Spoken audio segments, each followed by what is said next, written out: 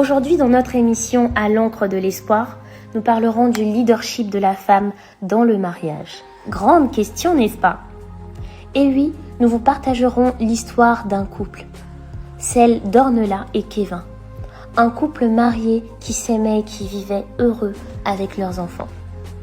Tout allait bien au départ, jusqu'à ce que Ornella, la femme, trouve une opportunité professionnelle, celle d'occuper un poste à haute responsabilité dans le ministère de son pays. Elle commença dès lors à mépriser son mari, à le négliger, le dénigrer. À ses yeux, il n'avait plus aucune valeur, car lui n'avait malheureusement pas évolué professionnellement. Il lui arrivait d'hausser le ton quand son mari était là, et ce même devant les enfants. Cela les attristait énormément. Elle n'avait plus le temps de faire à manger pour son mari, cette tâche était désormais déléguée aux servantes.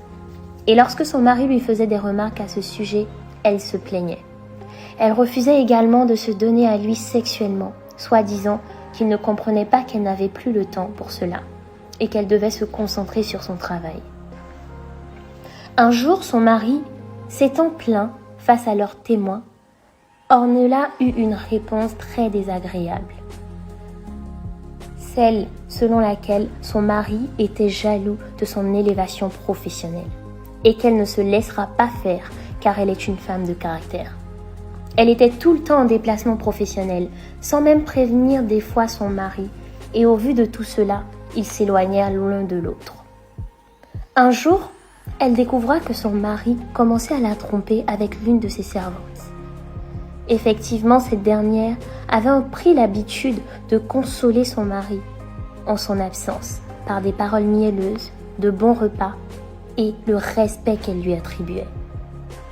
Ornella eut la rage, commença à traiter la servante de sorcière et que celle-ci avait été capable d'envoûter son mari. Selon elle, il était impossible que son mari tombe amoureux d'une femme sans diplôme supérieur. Elle décida alors de divorcer de son mari, refusant d'écouter les conseils de sa famille, de leurs témoins et de leurs enfants. Triste histoire, n'est-ce pas?